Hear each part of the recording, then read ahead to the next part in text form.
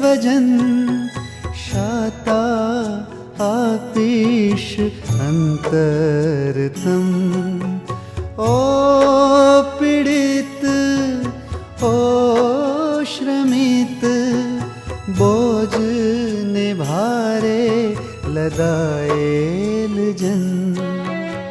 जय ईशु। प्रतिदिन જગતનો પ્રકાશ ઈસુ. તપઋતુના ચોથા રવિવારે આપણે પ્રભુ ઈસુ સાથે તેના પ્રકાશમાં સહભાગી થવાનું વિશેષ આમંત્રણ પ્રાપ્ત કરીએ છીએ. આ રવિવાર આપણને અંતચક્ષુ ખોલવા અને ઈશ્વરની પસંદગી જાણવા અને તેના કાર્યને નવી રીતે સમજવા પ્રેરે છે. સમુએલના ગ્રંથમાંના પાઠ દ્વારા આપણને પ્રભુની પસંદગી વિશે સંદેશ મળે છે. એફેસસ પરના પત્રના પાઠ દ્વારા આપણને જણાવવામાં આવે છે આપણે સૌ પ્રકાશમય બની ગયા છીએ. શુભ સંદેશના પાઠ દ્વારા આપણને ઈસુ જગતનો પ્રકાશ છે તે વિશે સત્ય કહેવામાં આવે છે. પ્રભુની દ્રષ્ટિ અને માનવની દ્રષ્ટિ જુદી છે. દાવીદની પસંદગીમાં આપણને પ્રભુની દ્રષ્ટિ જાણવા મળે છે. માનવો બાહ્ય દેખાવ જુએ છે, પરંતુ પ્રભુ અંતરને જુએ છે. દુન્યવી રીતે દેખાતું સારું હંમેશા સારું નથી હોતું.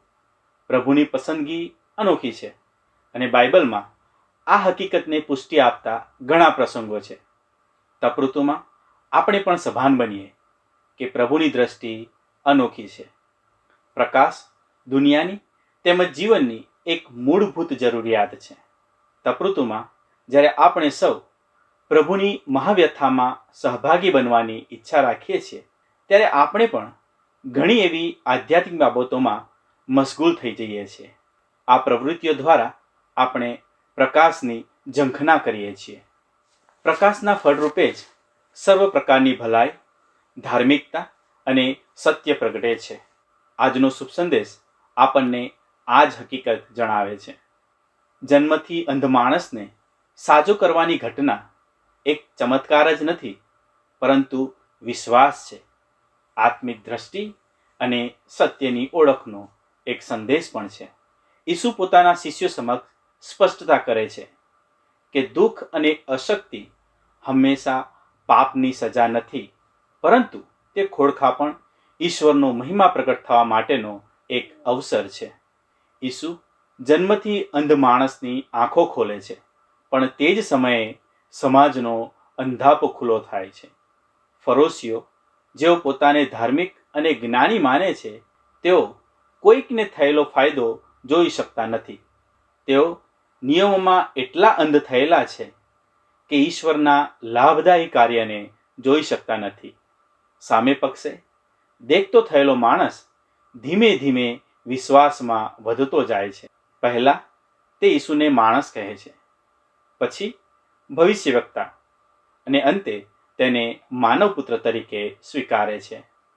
આ પ્રસંગ આપણને પૂછે છે, શું આપણે ખરેખર જોઈ રહ્યા છીએ કે માત્ર જોવાનો દાવો કરીએ છીએ?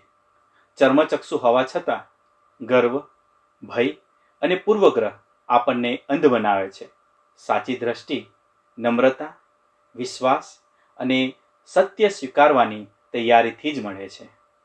ઈસુ કહે છે, જે પોતાને જોતા નથી એમ માને છે તેઓ જોવાનું શીખે છે, અને જે પોતાને જોનારા માને છે તેઓ અંધ બને છે. આ વાક્ય આપણને આત્મપરીક્ષણ માટે હાકલ કરે છે. શું આપણે ઈશ્વરને આપણા જીવનમાં કાર્ય કરવા દઈએ છીએ કે પછી આપણે નિયમોમાં એટલા ફસાઈ ગયા છીએ કે ઈશ્વરના નવા માર્ગો જોઈ શકતા નથી? પ્રભુના પસંદ કરાયેલા પ્રકાશમય બની ગયા છે. પ્રકાશનું મહત્વ શું છે? જ્યાં પ્રકાશ હોય ત્યાં અંધકાર ના રહી શકે. આપણે સૌ પ્રકાશને ધરીએ છીએ, પ્રકાશના સંતાનો છીએ, એટલે આપણે અસત્યનો સામનો કરવો જ રહ્યો. સત્યને વળગીશું તો આફત તો આવી જ પડશે.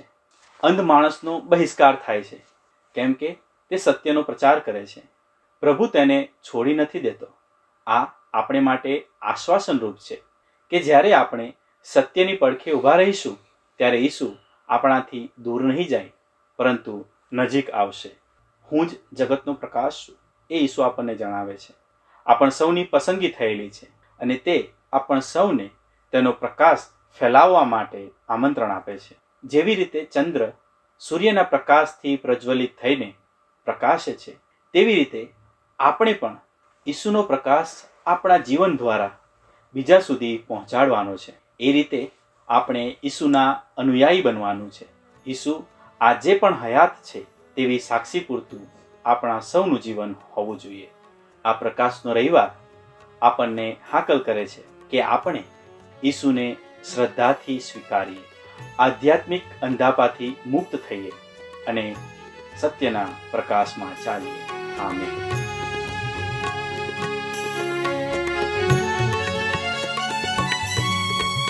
દઈ દે તારા આંસુ સારા, થાકને દુઃખ જે અકારા. દઈ દે તારા આંસુ સારા, થાકને દુઃખ જે અકારા.